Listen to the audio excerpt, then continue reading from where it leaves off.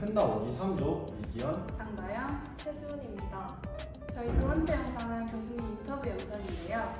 한국외대 정치외교학과 최원근 교수님을 인터뷰해봤습니다. 그럼 지금 보러 가시죠.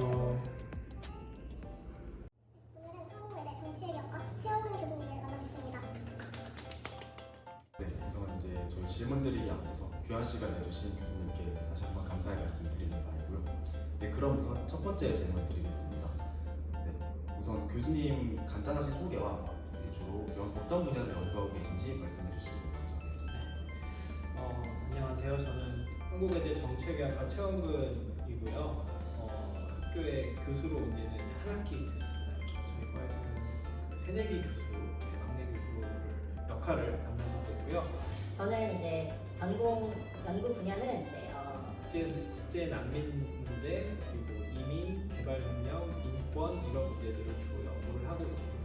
그리고 그 가운데서도 조금 더 깊이 말씀드리면 국제기구나 각국 정부의 역할도 중요하지만 제가 주로 다루고 있는 것들은 NGO들이나 시민사회가 이런 글로벌 거버넌스에서 어떤 역할을 하고 있는지를 주로 연구하고 있습니다. 네, 말씀 감사합니다. 교수님께서 이제 연구 분야 중 하나가 글로벌 거버넌스인데 이제 글로벌 거버넌스란 무엇이고 또 그 구체적인 예시에 대해 혹시 말씀해 주실 수 있으신가요? 네, 간단하게만 말씀을 드리면 우리가 한 국가나 한 개인이 해결할 수 없는 초국가적인 다양한 문제들을 우리가 21세기에 직면하고 있는데 이런 문제들을 해결하기 위해서 국가 각국 정부뿐만 아니고 국제기구나 NGO들이나 개인들이나 민간 단체나 기업이나 다양한 국제사회 행위자들이 협력해서 대응하는 것을 우리가 글로벌 거버넌스다라고 아주 간단하게는 정의를 할 수 있을 것 같습니다. 그래서 난민 분야에서 글로벌 거버넌스를 어떻게 설명할 수 있냐면 우리가 21세기 전까지는 난민 문제를 주로 국가가 책임져야 되는 문제로 다뤄왔습니다. 근데 21세기 접어들고 특히 이제 2013년 이후에 나타난 시리아 난민 위기를 거치면서 난민들을 보호하기 위해서 각국 정부뿐만 아니고 국제기구의 노력도 필요하고 NGO들의 역할도 있고 또 기업이나 학교나 스포츠 단체 같은 다양한 행위자들이 각자의 자리에서 난민들을 수용하고 보호하기 위한 조치들을 해야 될 필요가 있다라고 하는 것들이 점점 요구들이 늘어나고 있습니다. 그래서 난민 글로벌 컴팩트라는 걸 2018년에 도입을 해서 이제 다양한 비국가 행위자들이 참여하는 그런 이제 하나의 거버넌스 체계를 갖춰가고 있는데요. 이런 것들이 우리가 글로벌 거버넌스의 한 예시로 들 수 있을 것 같습니다. 네, 그 다음 질문 드리겠습니다. 사실 현실주의적 관점에서 본다면 국가들은 궁극적으로는 자국의 이익에 따라 행동하기에 글로벌 거버넌스의 실효성에 대해 의심할 수 있는데 그럼에도 불구하고 글로벌 거버넌스의 구축이 중요하다고 생각하시는 이유에 대해서 말씀해 주실 수 있으신가요? 네.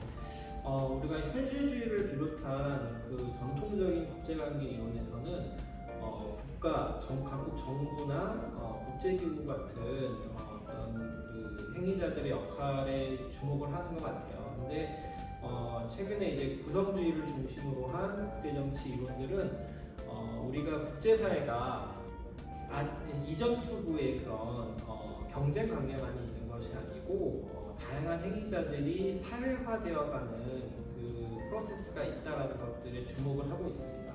그래서 글로벌 거버넌스가 중요한 것은 어떤 문제를 해결하기 위해서 국제사회가 하나의 규범을 만들어내고 그런 규범을 점차 내재화해가는 그 사회화의 과정. 그래서 우리가 개개인들도 태어나서 성장해가면서 하나의 그 사회 구성원으로 성장해가는 사회화의 과정을 겪는 것처럼 다양한 행위자들이 그런 사회화의 과정에 참여함으로써 문제를 해결할 수 있는 역할들을 담당하게 된다라고 하는 측면에서 글로벌 거버넌스는 앞으로 더욱 중요하고 우리가 관심을 가져야 될 분야라고 생각을 합니다.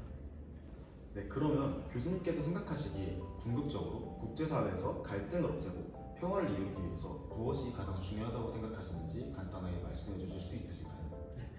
저는 국제사회에서 갈등을 없애는 것은 이제 불가능하다고 생각을 해요. 저도. 근데 우리가 항상 갈등은 인간이 살아가는 모든 사회에서는 존재를 하는데 갈등을 없애는 것이 문제가 아니고 우리가 이 초국가적인 위기들, 위협들 그리고 그로 인해서 발생하는 갈등들을 조금씩 서로 양보하고 타협하고 서로 협력함으로써 극복하지 않으면 인류 사회가 더 이상 공존할 수 없는 상황에 처할 수도 있다라고 하는 그런 인식들이 좀 확산되는 것들이 필요하다라고 생각을 합니다. 그래서 우리의 인식의 변화가 매우 중요하다. 그래서 더 이상 물론 우리가 국가가 존재하는 이상 우리 각자의 이익을 위해서 최선을 다하다 보면 갈등이 생기기 마련이지만 제도적으로든 구조적으로든 잘 해결하고 협력할 수 있는 그런